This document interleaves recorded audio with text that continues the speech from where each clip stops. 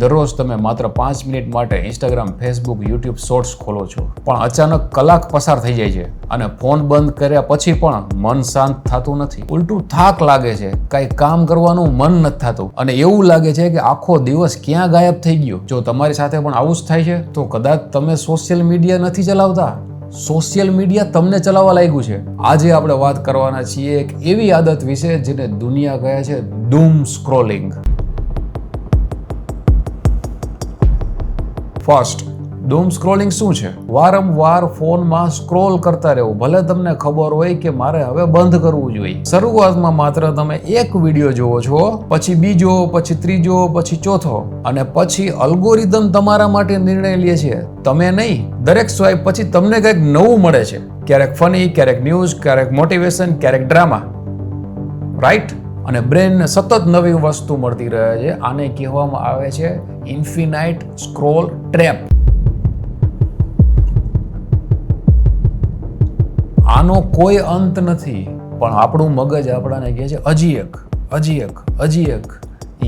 એક ક્યારેય પૂરું થતું જ નથી. સેકન્ડ, બ્રેન કેમ ફસાઈ જાય છે? જો તમને પહેલેથી ખબર હોય કે આગળ શું આવશે તો મજા નથી આવતી, પણ જો દરેક સ્વાઇપ સરપ્રાઈઝ હોય તો ત્યારે બ્રેઇન ડોપામાઇન રિલીઝ કરે છે. ડોપામાઇન એટલે રિવોર્ડ કેમિકલ. પણ અહીંયા એક મોટો ટ્વિસ્ટ છે. ડોપામાઇન તમને હેપી નથી બનાવતું, ઈ તમને ફરી એકવાર ટ્રાય કર આવું કહે છે. એટલે જે તમે સ્ક્રોલ કરતા રહ્યો છો ઈ તમને એમ કહે છે હજી એક રીલ, હજી એક કોન્ટેન્ટ, હજી તું જુઓ. આ ટ્રેપ કહેવાય. જેમ સ્લોટ મશીનમાં લોકો લીવર ખેંચતા રહે છે, એ જ પ્રિન્સિપલ સોશિયલ મીડિયા યુઝ કરે છે. દરેક સ્વાઇપ એક નવી લોટરી. થર્ડ, એક પ્રશ્ન પૂછું, સોશિયલ મીડિયા ફ્રી કેમ છે? કારણ કે તમે કસ્ટમર નથી, તમે ખુદ પ્રોડક્ટ છો. We are product. દરેક સેકન્ડ તમે જેટલો સમય એપ પર રહ્યો છો એટલો સમય તમને વધુમાં વધુ એડ શો કરવામાં આવે છે, એટલા વધુ પૈસા કંપની કમાય છે. તેથી તેમની પાસે હજારો એન્જિનિયર કામ કરે છે, જેઓનો એક જ ગોલ છે કે તમને એપ પરથી બહાર ન જવા દેવા. તમે ઇન્સ્ટાગ્રામને ધ્યાનથી જોજો. તમે શેના માટે ઇન્સ્ટાગ્રામ ઓપન કર્યું છે અને શું કરવા જતા હતા તમે ભૂલી જશો. માની લો કે તમે કોઈ ફ્રેન્ડને મેસેજ કરવા જતા હતા કે આજે આમ છે તેમ છે, વોટ એવર. જેવું તમે સ્ટાર્ટ કરશો ઇન્સ્ટાગ્રામ, પહેલા આવશે રીલ્સ. સૌથી પહેલા આવશે તમારી રીલ્સ. સેકન્ડ, અત્યારનું જે એનું એન્વાયરમેન્ટ બનાવ્યું છે, તમે આમ સાઈડમાં પહેલા સ્ક્રોલ કરો એટલે પહેલા આવશે રીલ સેક્શન, પછી આવશે તમારું મેસેજ સેન્ટર. તો તમે ખુદ ઘણી વખત ભૂલી જતા હશો કે તમે ઇન્સ્ટાગ્રામ પર શું કરવા ગયા હતા. તમે બાયો ચેન્જ કરવા ગયા હતા, તમે ડીપી ચેન્જ કરવા ગયા હતા, તમે ફ્રેન્ડને મેસેજ કરવા ગયા હતા, કોઈ ઇમ્પોર્ટન્ટ અપડેટ લેવા ગયા હતા. તમે એ ટ્રેપમાં ફસાઈ જશો, કેમ કે એને બનાવ્યું છે એવી રીતે ડિઝાઇન કરવામાં આવ્યું છે ઇન્સ્ટાગ્રામને અને બાકી અધર એપને, કે સૌથી પહેલા તમે એને રીલ્સ પર જ તમારું ધ્યાન જશે, છે કે નહીં? Notification, auto play, infinite scrolling, recommendation video, આ બધું એક્સિડન્ટ નથી, આ બધું પ્લાન કરવામાં આવ્યું છે. ફોર્થ, ડૂમ સ્ક્રોલિંગની સૌથી મોટી કિંમત. ઘણા લોકો વિચારે છે ચાલો માત્ર ટાઈમ વેસ્ટ થાય છે, પણ નુકસાન ઘણું મોટું છે.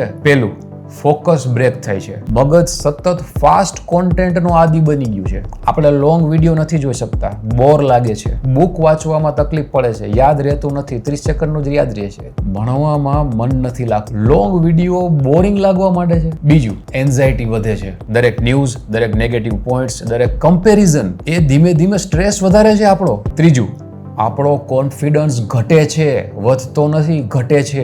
બીજાની હાઇલાઇટ રીલ્સ જોઈને તમને લાગે છે કે મારું જીવન તો કાંઈ નથી, પણ તમે તેમની બેસ્ટ મુમેન્ટને તમારી રીલ સાથે કમ્પેર કરો છો, પોતાની લાઈફ સાથે કમ્પેર કરો છો. આ કમ્પેરિઝન ક્યારેય ફેર રહેશે નહીં ને. ચોથું, સમય ચોરી જાય છે. જો તમે દરરોજ 2 કલાક ડૂમ સ્ક્રોલ કરો તો વર્ષમાં 730 કલાક થાય, એટલે લગભગ 30 દિવસ, એક આખો મહિનો માત્ર સ્ક્રીન પર. વિચાર તો કરો, આ 1 મહિનાના સમયથી તમે કેટલી સ્કિલ પોતાનામાં ડેવલપ કરી શકો, 1 મહિનામાં કેટલા કોર્સ થતા હોય છે એ આપણે લર્ન કરી શકીએ. સ્ક્રોલિંગ. ફિફ્થ, બહાર કેવી રીતે નીકળવું?